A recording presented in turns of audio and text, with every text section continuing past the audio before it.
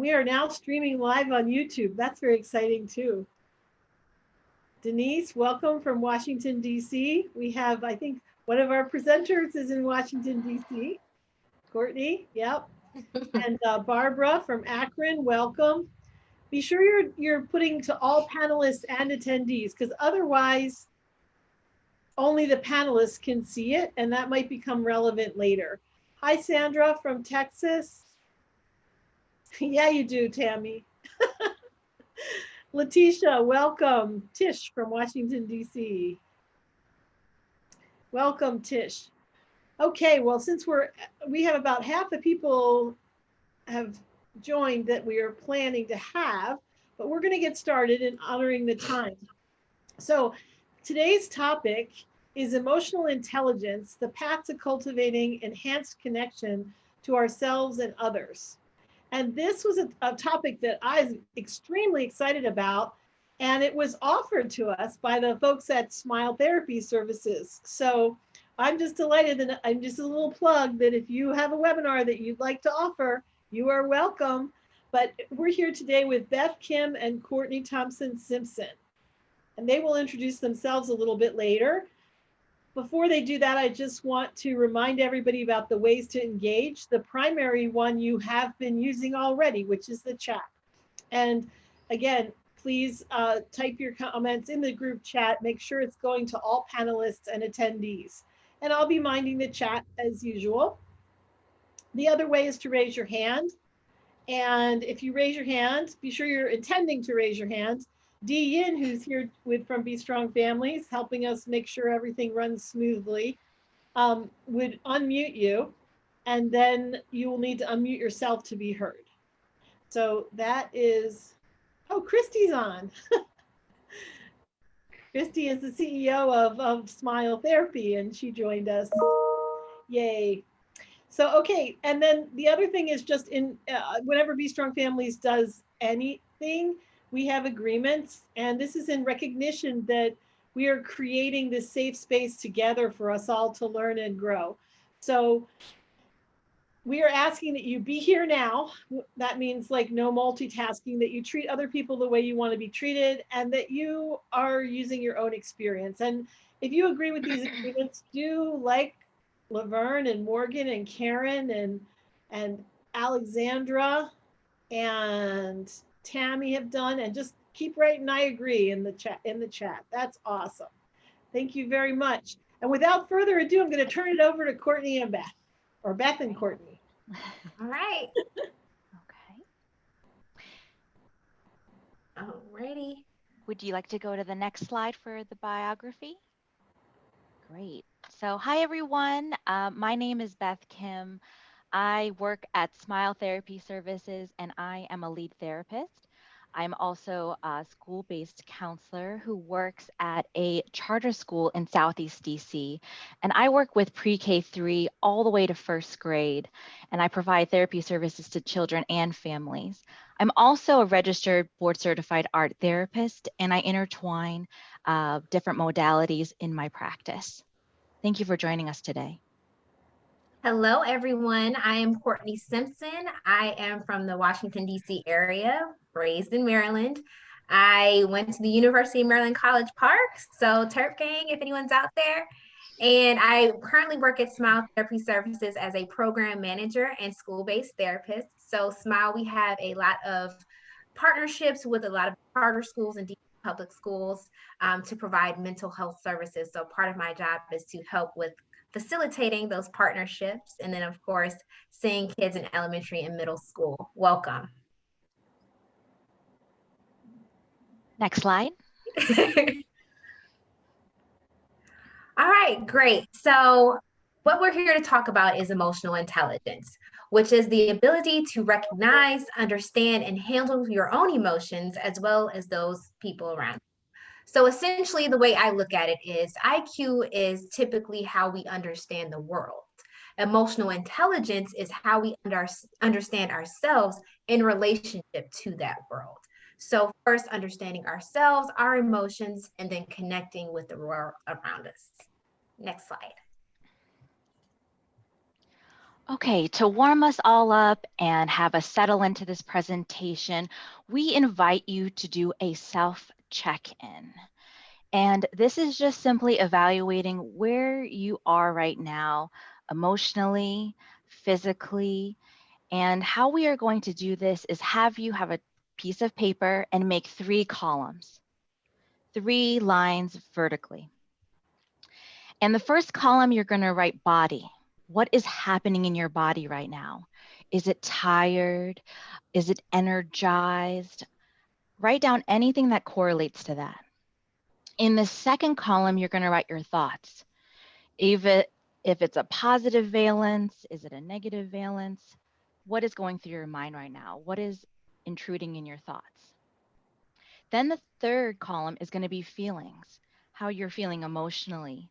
Maybe you can write down one emotion that you think is really um, present in the moment. And we're going to give you about a minute for you to do this exercise. And when you're ready to, provide 1 or 2 words that are on your piece of paper and share that with us in the chat box. And maybe if you feel inclined, a little explanation of why those words are important to you right now. So we'll give you 1 minute. And Kathy, if you could be the timer for that, that would be great. Sure, I will. I was doing it myself. I will totally be the timer for that. Thank you so much. I love the opportunity to check in with myself. Well, please take advantage, girl. And also the body, the body piece, I think is really critical. Like it's something that we overlook, and it's something that our presenter yesterday like hit on hard is that we really need to be tuned in to our body, because we have 3 brains, right? Our gut brain, our heart brain, and our brain. And how you're feeling in your body is a good indicator. So don't, but those of you, yes, and Tammy, they do want you to share in the chat. Please share in the chat. Madison's helping out too, evidently. Madison's also from Smile Therapy. So we got a lot of the Smile folks on here. Tracy says, okay, so body's feeling of weight gain, that like feeling of, I feel you when you say that. Tracy, I know what that feels like. And then thoughts, Tracy says too much to do, feelings agitated with coworkers. Tammy, body tension, thoughts overwhelmed, feeling stressed. Colleen says that she's overwhelmed, so much going on between professional and personal life. And Heather says her body is overwhelmed. Norma is energized, rested, and hungry. Heather's body is tired. I guess her emotion is overwhelmed. Her body is tired. Thank you, Kathy, for reading a few of these.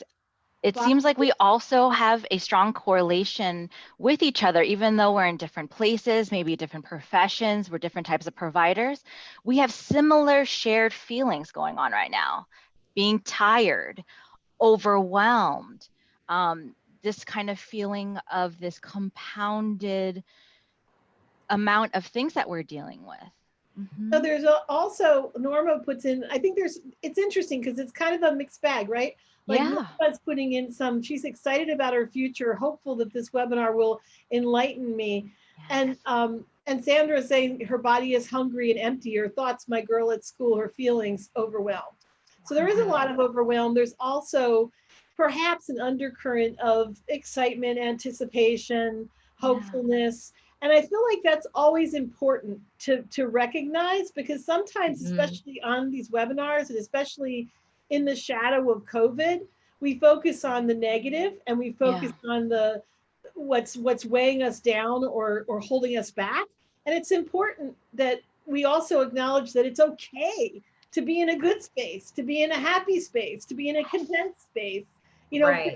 For you to have just finished your morning walk or your morning run and have your body feel energized and happy. I think it's important. Exactly. Positive and optimistic, scattered thoughts, thoughts about the grandchildren, just saw them and they had great test scores. Awesome. Wonderful. So, and I also think it's interesting with the chat, and you've probably noticed this also in other webinars you've done. If people start focusing on the negative, then there's a cascade of negative.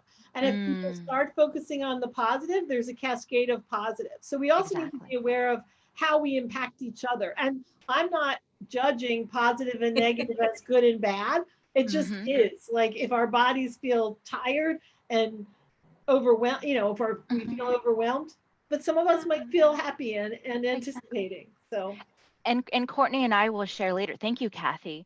If you're feeling a positive valence, we have things that can even increase that and keep that continuing. And if you feel like you're at an impact right now and having more negative emotions, we have some tips and tricks later on to help you. awesome. Thank And you Amy so says much. her body is tired, anxious thoughts, so many things, are feeling overwhelmed. And Norma says, I'm sending positive energy to everyone. I have enough to go around. Oh, That's wonderful. awesome. Yeah. That is awesome. And I think that's why we are attending these webinars too. We might be isolated at home. We, you know, might be separated from work, from our coworkers. And this is a great platform to connect with other people, even if we don't know them. Right. We can Or really can't see them. transfer empathy and compassion, or see them. We can really transfer empathy and compassion. Well, and Tammy says, and we'll stop after Sandra, but Tammy says, I usually feel better after these webinars. This is my last day before a mini vacation, so I'm overbooked. And I just had my supervisor observe a visit for the first time, and I've got an intake with a new client immediately after the webinar. I wish I had more time between things, and that's my own fault in scheduling. But then Sandra says, and Sandra's thanking Norma for her positive energy, sending positive energy around. So yeah, what you were saying, Beth, is like that's one of the beautiful things, and why I look forward to this time of day is because even though we don't see each other, we don't necessarily know each other, we can, like, you know, be in a space together and feel better after connecting. Yes. Okay. Okay. Next slide, please, Deanne. Okay, so, and sometimes, you know, the key to emotional intelligence is just to start. What we just did right now, that self-awareness, that check-in, sometimes just saying its name, right, can lift some weight off of you, you know, sort of take you from underneath of what you're feeling. So that catharsis of being able to express and finding camaraderie in those who you're around, right? So emotional intelligence, you know, we sense and understand, right? We identify what it is, we recognize our triggers, you know, we look at what's helping or hurting us, and then we try to understand and process the emotion. The key to emotional intelligence is not to suppress, but to understand and give space to what it is that you're feeling, right? Being able to manage that, that goes with, and we'll get into that later, that regulating yourself. Now that I know what's going on with me, I understand it.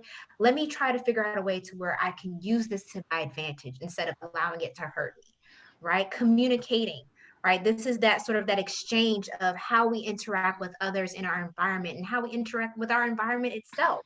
That expression of our emotions in a way that allows us to connect on a greater level, right? Discriminating against emotions and using that information to guide us.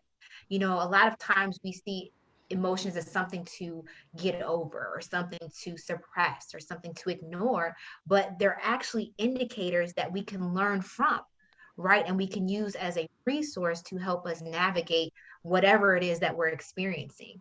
And now, emotional intelligence is not to get confused with being nice or passive or being a pushover or even just being, you know, a Tasmanian devil and just letting it all hang out. It's finding that balance of the give and take, right? What am I giving and what am I receiving? And am I okay with that, right?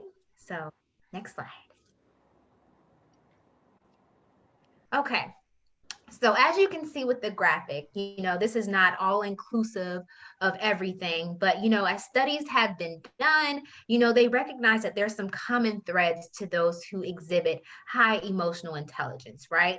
And so you can take a look for yourself. I'm not going to read them all, but a lot of these core habits can translate into some of the real life, you know, experiences and skills that we see on the left side, right? Maybe defining boundaries and, you know, being able to have a positive mindset makes us feel comfortable with walking away from a negative situation or person, or being able to say no when we need to, right? So being able to find solutions to problems and solve problems without arguing, that may translate into us being able to take criticism and feedback without making it personal. And then also being able to provide that feedback and criticism, right? Obtaining that growth mindset, thinking forward and having an optimistic outlook on life. These are how these habits that we see in the graphic can translate into things that we may not be aware of. Are being able to learn from our errors and, search for meaning, or surround yourself with positive people. Maybe I don't feel the need to be petty, right? Or the need to retaliate when situations are getting rough. You know, these are just some signs. And if you have any of these things going on for you, then awesome sauce, and it's okay if you don't, because we're human, we're flawed, and stuff happens. So interesting, this definition of emotional intelligence. I feel Mhm. like I have much more emotional intelligence than I thought I did by looking at your definition, because I guess I was thinking emotional intelligence is about understanding other people's emotions. And I don't see that on here. Like, yeah. No, I mean, that is part of it. And I feel like a lot of times when we're in the helping professions, we oftentimes focus on the other, right? But you're only as useful to other people as you are to yourself. You can't teach someone something effectively if you don't exercise it yourself. And, some people get into that, do as I say, not as I do. But then that's often when you find yourself in conflict and resistance, is that when you're not practicing what you preach. Hmm. Starts with self. Okay, think of, I see you, girl. All right, next slide.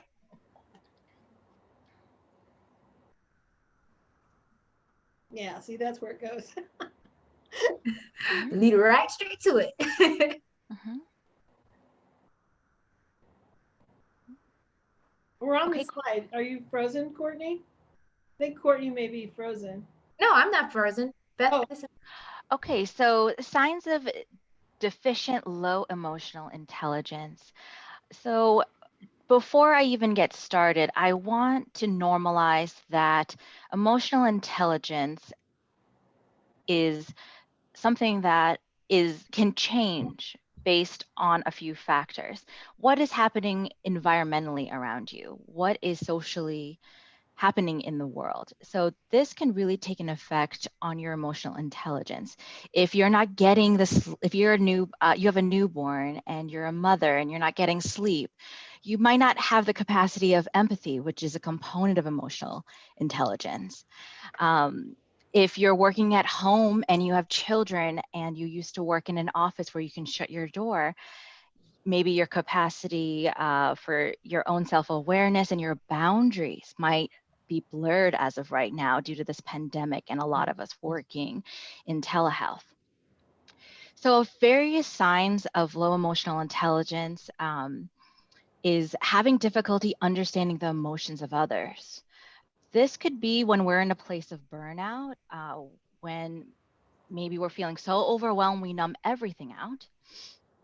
Another is viewing others as overly sensitive or belittling their emotions. One statement that I think many of us have heard when we want to be validated is, "You're just being too sensitive." And what does that comment really like land on you? Um, what that feels like for me is I cannot express my feelings safely. But knowing now as a healthier and older adult, maybe I can empathize with the person saying that. Maybe they had said that because they didn't have the capacity. They had a bad day. They had gotten in a car accident, or they had financial struggles, and this was their one comment for them to preserve themselves. They used it as protection. Mhm. Another one is being easily offended or holding grudges. Are we able to have repair after a rupture in a relationship? I just want to normalize also, relationships have both. It's very normal to have a rupture, a misunderstanding, a disconnect, and a reconnect. Are you able to do the latter? Being quick to make assumptions. If we are reacting to the world through a wounded child or like an inner wounded child, we may assume that other people are going to harm us, or that we're always in constant danger. How this would relate to my job working with the little ones, 5, 6 years old, is maybe my kind of very sensitive children that grew up in maybe very loud households. Maybe they had dealt with domestic abuse from parents. They might go to a playground and hear children yelling or screaming and immediately go into that traumatized state, right? So our environment, our places of social learning greatly affect how we have emotional intelligence in our body. Do we have low or high? Another one is having the need to make a poker face. If I do not express myself, maybe people won't feel inclined to interact with me. Maybe that I don't have the capacity to do that. And being unable to take responsibility.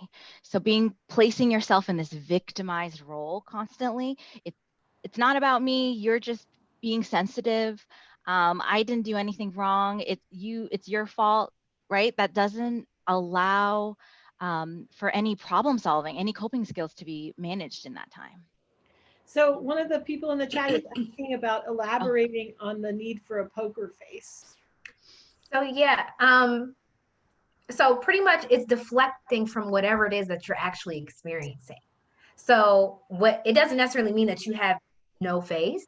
I know with me, sometimes my face is the first thing to show an emotion. Like I'll be like, but when people ask me if I'm okay, I'm like, no, it's cool. It's fine. It's okay. Yep. Nope. I'm good. I'm good. When I'm really not good and I'm pissed off, that can be having a poker face, right? You're deflecting from your actual emotions. You're not giving space to it or even recognizing what it is. So it's like a mask. It's like wearing a mask. A mask. So it doesn't mean actually physical mask, it's like an emotional mask. Masking your emotions. Yeah. Mm-hmm. Yep. Yes. Next, please. The social brain. Okay. In just simple terms, the social brain is ultimately the studied brains of two people interacting. So when Goleman, who we will review in the next slide, he is a researcher of emotional intelligence. He has a book about emotional intelligence, and he has an Emotional Intelligence 2.0 book out right now. And while he was gathering his research, he was also looking at studies that was conducted at different universities that had to deal with the social brain and how we impact each other explicitly and subconsciously. So Goleman, in his book, had reviewed a study that was conducted by psychologist William Eichel. He was from the University of Texas, and this was done in 2001. So the psychologist Eichel invited two participants to attend a meeting, and their conversation was recorded. He invited these participants to come back and look at the recording and discuss what was happening in this moment, and made judgments of what the other person might have been thinking at the moment. So for example, one participant kept forgetting the name of the other participant. So what the other partner accurately surmised was that she was probably embarrassed that she kept forgetting the name of the other person. However, another theory that the partner, and there was a male and female, something to consider in this, is that he had thought that, in fact, in the conversation, that the reason why she was being forgetful was she was nervous because she wanted to ask him out on a date. So it's just kind of looking at how these like nuanced, being forgetful, maybe not having attention, could people have placed a deeper meaning on it than actually what had happened. She was thinking about a place that she had visited. She was thinking about a vacation she had went to, and she was preoccupied in her thoughts, so she wasn't able to retain the name of the other partner. Why I bring this up is that it's so interesting how our social perceptions, how we evaluate facial expressions, physical gestures, and our own personal experience, that we place judgment and kind of a predictability of a situation instead of really being present, So that's right? the assumptions you were talking about in the Yes, last slide. as, Making assumptions. I have a couple of questions in the chat. yes.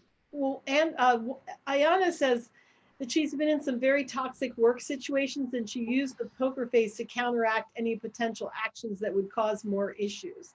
So, I mean, I guess the question is it always, is having a poker face always, a symptom of a lack of emotional intelligence or a Mm, deficiency, or is it yeah, sometimes, a strategy for defense that's good? yeah. And that's a really good point. I think in that moment when you're using a poker face, you are self-protecting yourself. But in turn, you're negating your feelings. What can you do mindfully and kind for yourself in that moment? Could that look like, hey, this is making me feel uncomfortable right now? Could we talk offline? I don't feel comfortable sharing my thoughts on that. Kind of looking at your own self-awareness of why you're putting on a poker face and how you can meet your needs emotionally in a safe way after. Yeah. But yeah, that it's a good point. It's used for protection, but it can also dampen your ability to express your own emotions. Yeah. So that's Also, interesting. So you're saying like it is one strategy, but if you find yourself using that strategy all the time, yeah, then maybe you want to venture out a little bit and see what's holding you back from being real about what you're feeling. So Right. and in doing so, being brave and potentially shifting the situation. Andrea asked the question. I think she raised her hand. I think this was the question that she was intending to ask when she raised her hand. She hears the term gaslighting a lot lately. Is that the behavior of someone with low emotional intelligence? Yes, I would say most definitely, because what they're lacking is empathy for the situation. You're not hearing me, you're not seeing me, you're not even attempting to try and understand, right? And then, as we said before in the slide, you're belittling my emotions, Well, and right? you're blaming. I mean, what you also said in the slide, like Mhm. gaslighting is blaming the other person for something that's Or- your responsibility. Like you're not, exactly. so it's a combination of not taking responsibility for your own actions and Mhm. also blaming it on other people. I So feel like gaslighting could encompass everything that was on that slide, yeah, like pretty you're, much. yeah, so it's almost synonymous. yeah, Yeah. because gaslighting is using a negative strategy to try to convey um, maybe anger or sadness or resentment, but you're not actually attending to the needs. So the person's not able to help you because you're gaslighting the situation. Exactly. Ooh, Next we slide, get some please. couples therapy. Yes. Okay, so I'm not gonna read all this. I'm gonna just pop through, but pretty much what Beth was touching on is that we are hardwired for stress. Biologically, everything in us is drawn to the negative. We look out for danger, we perceive danger at a much more heightened state than we do anything that's good or positive, like what Kathy was saying, right? And so we just have to be aware that we're constantly in this battle of trying to hijack our biological systems so that we are able to evolve to a higher intelligence, that emotional intelligence, to be able to see and read a situation more thoughtfully than we would if we were just reacting off of instinct, right? So it's the same way of, how we're take a baby and a mom in a grocery store. The baby's cutting up, mom is having or parent is having a difficult time managing the child. Some people might be like, oh, that's a bad parent, that child needs to be disciplined, this is unruly, all of that stuff. Whereas, someone at a higher emotional intelligence might read the situation a little bit more empathetically, like, what could have happened to trigger that child? you know is this mom or parent tired? Like, how can I be useful in the situation? Or can I just, open myself to sharing that? Sometimes I know I get secondhand embarrassed before I ask somebody if they're okay. That's just my knee jerk, like, oh my God, that's so embarrassing. But then I'm like, are you okay? Are you good? And sometimes I'll say it with a smile so that way they know you're good. No one's judging you. It's fine. Right? Okay, next slide. So correlating emotional intelligence, but in the workforce, we have these three graphics, and Goldman consulted at various companies and was asked a question by a huge banking company in Europe, why am I hiring the most intelligent IQ-wise people, and seeing a bell curve of progress, successfulness? Why is not everyone succeeding at the same level? Why are there dips? So before I get into that, I'll review these slides. Emotional intelligence is responsible for 58% of your job performance. More and more hiring managers are looking at people that have emotional intelligence and the components that we will cover after this slide. About $29,000 more can be in your account if you continue practicing your emotional intelligence. Courtney had mentioned IQ at one point is a competency that you will ascertain, and then it will stagnate based on development. But emotional intelligence is something that is learned and can be practiced throughout the rest of your life. And about 90% of top performers have emotional intelligence. So a term that Goleman, one of the theorists of emotional intelligence, emphasized is that people with high emotional intelligence have a greater awareness of something called proto-conversations. What that simply means is that they have the ability for their brains to register voice intonation, microexpression, gestures, and other nonverbal cues. So these are people that might identify themselves as sensitive, people that are usually the ones that you're drawn to talk about a distressing situation. If you had a difficult meeting, this might be a coworker you would want to have lunch with. He had seen that there were two types of managers in his study, Goleman, at the bank. And there was one manager who was on the floor asking everyone how you're doing, how can I help, had done little incentives with the team, really thought about himself as a leader as well as a team member. Then there was a manager who had been in computation and locked himself in the office and just responded only through email. Who do you think is a more successful manager, and who has a higher emotional intelligence? Which manager? The one in their room just using email as a form of communication, or the one in the grind of things asking everyone how they're doing? Right? If you picked the person that's on the floor, you are correct. It is the one that's engaging, gaining information through visual as well as auditory, verbal responses from the team to assess how everyone is performing, which correlates to how successful they will do on the project themselves. Thank you. Next slide.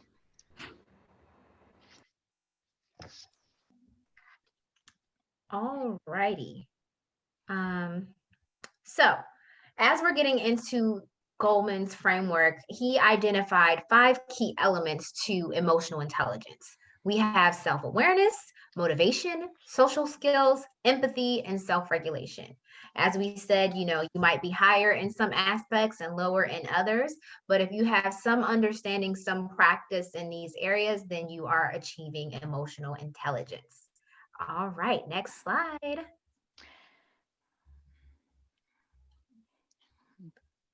Okay, so we are going to just do a simple Zoom poll. Courtney had reviewed the components, but we want to know from you, what is the most important element to you? Your choices will be self-awareness, self-regulation, motivation, social skills, and empathy. So I have a question, Beth. When you say what's the Yes. most important element to you, are you saying what's the most important element in emotional intelligence? Do we think intellectually, or what is most important for us to be, or what is most important for us to have others be, or all of it, or any of it? Or any of it, like your personal opinion. Like if there was to be like a foundation of emotional intelligence, which do you feel would fall in line, or which do you value the most as a person? Okay. Oh, well, okay. All right. Oh, do I answer this too? Oh, okay. interesting. Mm, Interesting what people are saying. 45% of the people so far say self-awareness, mm, and 35% empathy, and 16% self-regulation. And only a Wow. couple of people said social skills. And a couple, one person said motivation, one person said social skills. So only Okay. about half the people have voted. Also, we have about 80 people on the webinar, and we've only got 45% of our uh, mhm. They're thinking. report. They're thinking. But guys, it's not true. It's not a right or wrong. It's just your personal, Your what you're personal. feeling. Yes. So And if everybody any vote. Come on, everybody vote. Come on. and if anyone feels inclined, you can write in the chat box why you think that's an important Yeah, like important Nora says, just quality don't for your element for overthink your yourself. answer. Just Yeah. do the first thing that comes. What your gut says. What does your gut say is the most important element to me? To me,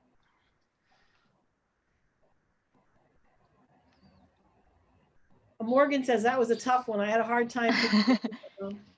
I think I can't vote, but if I were going to vote, it would be between They're all equal. Okay. self-regulation and social skills. Just basically because I think that people who like, and even in myself, like when your emotions go all over the place, that's really the most These comments are so funny. Yes. I tried all of them. Yes. And in the span of time, we will review these in depth in different slides. So while we're presenting the slides, you can think for yourself if that element to you is still the most critical, or you're changing it to something else. Diana says I was going to choose empathy, but then I thought you need self-awareness to even understand empathy. And Madison said if I could pick two, it would be self-awareness and empathy. Andrea says I think if you have self-awareness, it affects the others on the list. Norma says when you focus on self-awareness, you can self-regulate. Lauren says for me, self-awareness is so important because it's hard to see outside of your own experience in your own bubble. When people are not self-aware, it's really hard to discuss issues with them. And Griselda says I say self-awareness because then I'm better equipped to manage the situation better and manage myself accordingly. And some of you who are saying these are putting it to all panelists, but you're not letting anybody else read it. So that means I have to read it for everybody. Anyway, do all panelists and attendees. And Alexandra says, to me, true awareness will lead to the rest. Madison agrees with Lauren. And Morgan said, I'm not seeing a lot of these comments, right? Because people are directing them to all panelists instead of all panelists and attendees. So yeah, but we can move on from here. But it was just good to hear everyone's feedback. And I think for the most part, I'm hearing similar answers, which shows that, we're all thinking kind of the same thing, right? But we will get into the nitty gritty now of each element. Okay. So thank you very much. Thank you. Next slide, please. Next slide. we already, yeah. Next slide, please, Dean. So the first component we'll review is self-awareness. We had probably almost half of us that said that self-awareness was the most important element. And it is the ability to recognize and understand your moods, emotions, and drives, as well as their effect on others. Someone with good self-awareness is said to have self-confidence, realistic self-assessment, which we had done when we've checked in with ourselves, recognize their areas of growth and shortcomings, and defines and respects their boundaries. So that's supposed to say is willing to be vulnerable up front, right? Is willing to be vulnerable and up. So yes, and shortcomings, and is willing to be vulnerable and upfront. Yes, thank you, Kathy, for that correction. Thank you so much. So Goleman presents a theory of how our brain processes ourself and our relationships with others. And there's two things that are happening in our brain. There's something called low road and high road. So low road in the brain looks like that gut feeling, When we're around someone, we usually feel a physical sensation. If we enjoy a person, we might feel butterflies in our stomach. We might feel like excited in our shoulders. We might have a smile drift upon our face. Um, if something around us is alerting us to danger, maybe our gut feeling is in a knot, maybe anxiety is creeping in, and that is a physical sensation that's making us aware of how we should react to this other person. High road, on the other hand, is the logical and critical thinking part of the interaction. We use this to communicate, tell stories, and make deeper connections. So these are both important to have in mind when we're talking about this next example. So this is my own personal example. My birthday is Labor Day. It's often a birthday that as a child, I didn't have a lot of kids attend because we're all in school or school camp is happening.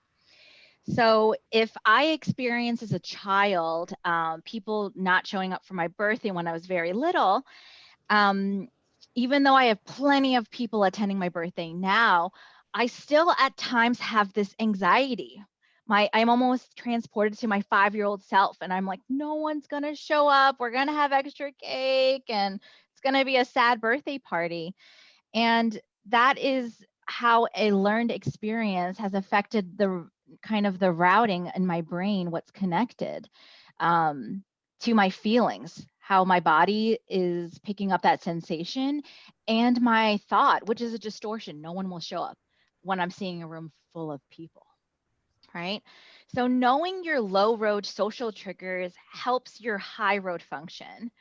So here's how you can identify your low road social trigger. So my low road social trigger is birthday parties. Something I can do for myself in the moment to help me become more self-aware of what is actually happening, is telling myself, I'm not 5 years old anymore. There are people that are going to show up. I'm looking at everyone in the room right now. I can feel calm. I can feel like this is the fears that I had when I was little. I'm going to take that away, take it to the side. So some questions that he proposes is, what kind of social interactions do you dread? And how do you feel, who do you feel anxious hanging around with? So usually when we look through this lens, we can see kind of what is happening in our body. Is it really what the person is doing and impacting us, or is it a previous experience like my childhood that has made this perception that this is going to be a negative experience, right? It's good to understand where that thought is coming from, and that if it's a projection or if it's a you know, a realistic thought. Thank you. Do we have some comments in the chat No, box? it's a great way to describe self-awareness. Yes. Thank you. Next slide, please. So just quickly, a few things that Goleman has reviewed as things that can help you become more self-aware is being intentional, identifying what you want and why you want it without shame. So for providers here, therapists, mothers, fathers, coworkers, being intentional that, you know, I need to take a break right now. I had 4 sessions back to back. I'm going to be intentional of thinking about my self-care, and I'm not going to feel guilty taking care of myself, right? We have this thought that we need to be productive at all times. And when we're not productive, we're not using our time wisely.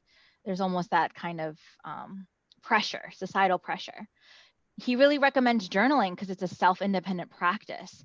So like the exercise we did earlier, a simple check-in list. How is your body feeling today? What's on your mind? How are you feeling? Can bring a higher degree of self-awareness. And slowing down. He has an interesting theory. He had said that venting is different between venting with sadness and venting because of anger. He had said that when you're sad, venting is going to be healthy and cathartic. When you use venting in anger, he had proposed that it is not healthy because what you're doing is you're amplifying that negative emotion, that heightened kind of state of being, this almost kind of anxious and erratic, feeling in your body. So he had recommended slowing down, taking diaphragmatic breathing, taking 3 breaths, getting a drink of water. There's a reason why yoga and meditation free courses are popping up everywhere on the web, because those instructors know there's a pandemic going on, and a lot of people are feeling residual feelings from that, and compounded grief and anger and sadness. And those are wonderful ways to help you. Thank you. Next slide.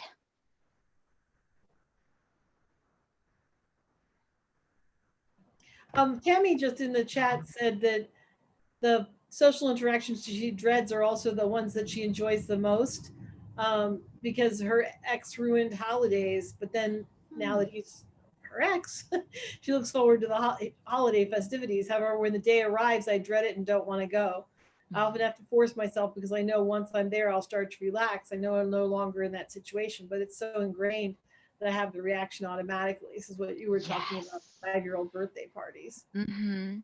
And usually if that's a feeling, Right. yeah, and you're feeling unsafe, you can just tell yourself, like, I am safe in this moment. That person is not in that experience. This is going to be a new experience. So just reframing. Yeah. So part of that self-awareness is recognizing that you just did that. You have this negative association with holidays because of your ex, your experiences with your ex. But a part of that self-regulation process is taking what you are aware of and then getting into, okay, what am I going to do about it? How am I going to reframe this? How am I going to work my emotions to benefit me and not my previous situation? Right? So self-regulation is deciding on how to act with that awareness to connect with the world that you're currently living in. Right? So it's not just about monitoring and controlling and managing, but it's more of the action piece. Right? Like, am I doing affirmations? Am I, let me find some positive people to surround me during these holidays so I'm bombarded by love. I'm bombarded um, by positive feelings and things like that. They all got that notice. That sort of thing. So it's not just sort of like hoping and wishing yourself out of a situation, but understanding that you too have the power to change the thought pattern, reroute your emotions, reassociate your emotions with something else, right? So thinking before speaking and making positive, important decisions, staying aligned to your values and core beliefs, right? Like, we're not the same people who we were last year or even last week. And that's okay. Being able to adapt and change accordingly to what you believe currently and what you value now. If self-care now is way more important than it was last year, how do we then align our actions and behaviors to those beliefs, right? Being open to change, right? I often say with my students, be the thermostat, not the thermometer. The thermometer reacts to its surroundings. It has no control over the situation, but the thermostat is going to set the tone. If I'm feeling chilly, y'all want to feel chilly, right? So it's sort of that understanding that you too have power, practicing self-calming and relaxation techniques like Beth had said, and also having a growth mindset that as I too grow, so will my mind, so will my understanding of the things around me. And that's the best part I like about getting older, is that I can get better if I choose to do so, right? And one cool quote that I have is from David Allen. Not sure who he is, but he had a really good quote. Your ability to generate power is directly proportional to your ability to relax. Let me say it one more time for the people in the back. Your ability to generate power is directly proportional to your ability to relax, right? So if we're constantly stressed out, we're constantly in this heightened state where we're reacting, we're constantly firing, we have no arsenal to draw from. So the key is to pull back, to reassess, to realign, to calm down, honey. Like, take a moment. And then it's from that stillness that we are able to then pull the power we need to make the change. Okay. Next slide, please. And in the interest of time, because we only have like 5 minutes left, I'm gonna not read all the chat comments, but you all can read them for yourself. So Okay, and so I'm not gonna go over all these tips. Oh, thanks, guys. So pretty much is know your values, understand that they can change and that's okay, grow with them, right? Be honest about what's important. And then once you understand what's important to you, hold yourself accountable, make yourself a promise, right? It's not so much about what you can do for others, but if you can't do for yourself, then you have nothing really to give. That's where I'm coming from. And don't judge yourself. So like extend that same grace that you would to your clients, that you would to your friend, to your relatives, to your children. Extend that to yourself, right? Because we are human too. We're all ordinary people, as John Legend said. So, okay, we can go to the next slide. Next slide. Okay. Oh, okay. So rolling right into self-motivation. This piggybacks off of self-regulation really well because, okay, if I'm not motivated, how am I going to regulate? Right. And so what I look at self-motivation is the motion. Let's just have this picture, like this picture here, right? Motivation is going to come in different doses, and you just have to learn to work with what you got. So sometimes it comes ankle deep and I'm only able to splish splash. But if I can splish splash, that might be enough just to get through today, right? Other times I'm just super motivated. I have all my tools, I have all my resources. I am making things happen. I'm aligned and I'm just surfing these waves and can't nobody tell me nothing. And other times I am so motivated and I'm so ready to go and I have no paddle. I'm on a piece of driftwood. I have no sense of direction, the compass, the sun is gone, and I'm just out here open water adrift, right? So I have all this motivation and no way to use it or channel it effectively. And so then that leads me to just doing nothing, not feeling good about myself, all that stuff, right? But the science is that you must learn to use whatever you have and just channel it effectively for you for that time being present, right? So when you're highly motivated, you're a self-starter. You don't need anybody to tell you when, where, or how to do it. You got this, right? Strong drive to achieve and accomplish your goals. Like you're goal oriented, and then you also have value to why you're doing it, right? And you are optimistic, right? That's a key point in understanding. Like you may not be making all the moves right now, but if you're optimistic about the future, if you're optimistic about your possibilities and what you can do, that's motivation right there as well. All right, next slide. Okay, so these are just a few tips on how to improve your motivation, or if you already have a little bit of splash, how to snowball it, right? So knowing your why, understanding your reason for doing whatever it is that you do, right? If ever you get burnt out or you start to have the imposter syndrome or you start to feel like you're less than, you have to remember your why. Why are you here? What is your purpose, right? And once you realign and connect with that, then the motivation will come, right? Seeking to improve and personally develop. We're always looking at, academically and professionally progressing, but that personal development, that evolvement over time is what emotional intelligence speaks to. Understanding yourself better so that way you can then do better, right? Okay, we can go to the next slide. Empathy. Okay, so empathy is the ability to understand and share the emotions of others. So there was a training that I had attended, and this was an exercise that you could do with a friend, a coworker, a partner. And at the end of the day, how you'll build empathy and connection, but also what Courtney was talking about, kind of being in this more optimistic framework, is just facing the other person, looking at the other person silently, maybe for like 30 seconds to a minute, and then sharing both three things you're grateful for. And oftentimes, the other person will probably mention the person across from them. I'm thankful for my wife picking up my kids, and um, or my husband for making sure that he's checking in with me or made me a cup of tea when I was on a webinar. So this is a really wonderful practical way that you can enhance your empathy for others and your connection with the people around you. often empathy means good listeners and actively listening to others. I will say I'm at fault at this. I think working at home and having my phone near me, if I'm in a session with a family, I'll have my phone and maybe another family is messaging me. I have this split attention thinking maybe that's a crisis happening and I need to attend to that. When I was in school, I was playing with the kids in my room and I never looked at my phone until the end of the day. So how can you provide empathy to someone, full attention, undivided attention, right?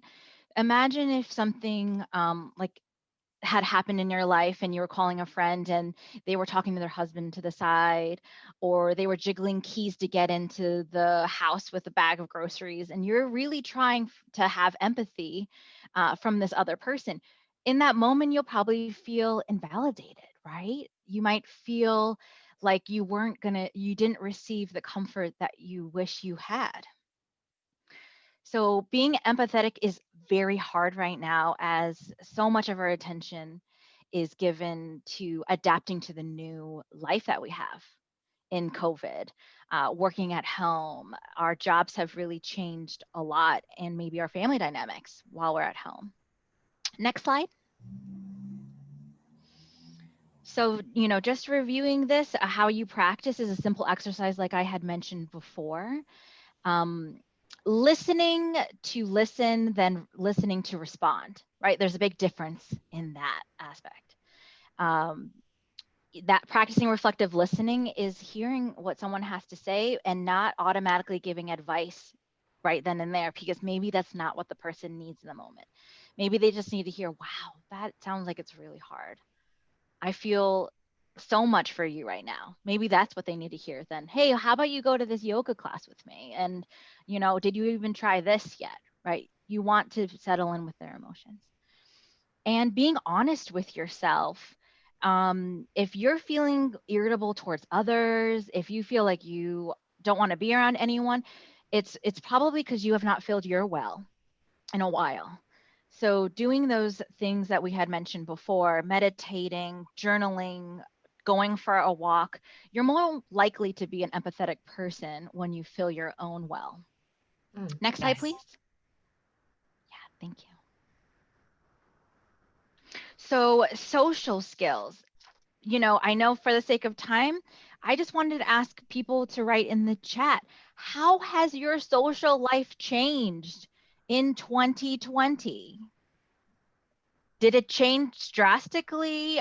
Do you find that it's hard to connect with your networks, your friends? Um, I know the ending poll had just can't come up, but if we can have one or two people sharing, how their social, or even Courtney, how your social life has changed right now.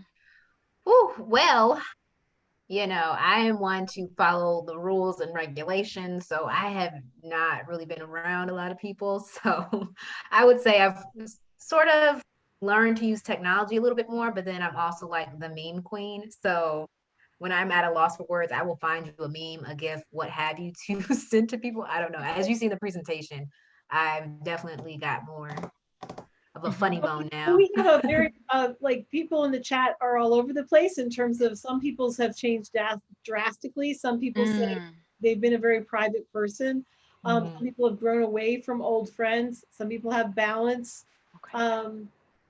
So missing friends, traveling, not being it's able to changed, travel. but I'm not wanting to be around other people during this time. I'm okay with being a homebody. Other than the way I interact with coworkers, my social life hasn't really changed. I guess I didn't have much social life before COVID, so it's not that different now. LOL. I live with my grown daughter, so they're my social. And other people feel hostage in my home. We're gonna have to just respect the time and close up now. And thank you so much. And you'll be back next week, so we can do back next week. Dive next week. And it just great energy, great presentation to everybody. Dee, can you advance the slides, please? So next week, you can see there's a lot more that we have here to get through. And tomorrow, just because it's 12:59, tomorrow, join us for Worth Working to Safely Address Domestic Violence During the Pandemic. And then the rest of the week. We are here every day. So, and next week, Courtney and Beth will be back next Tuesday. So next slide, please, Dee. Remember the Together for Families conference, which is October 14th to 16th. Register, there's still space. Use the discount code BSF to get a discount. And remember to amplify, hashtag amplify, whatever is you learned about today, hashtag amplify self-regulation. This is the Amplify campaign is about amplifying the things that we want to see to build the world we want to be in. So amplifying emotional intelligence, amplify self-regulation, amplify motivation, amplify. Next slide. And if anybody out there wants to do a webinar or knows somebody, okay, Norma wants us to go back to the Together for Families so she can take a picture.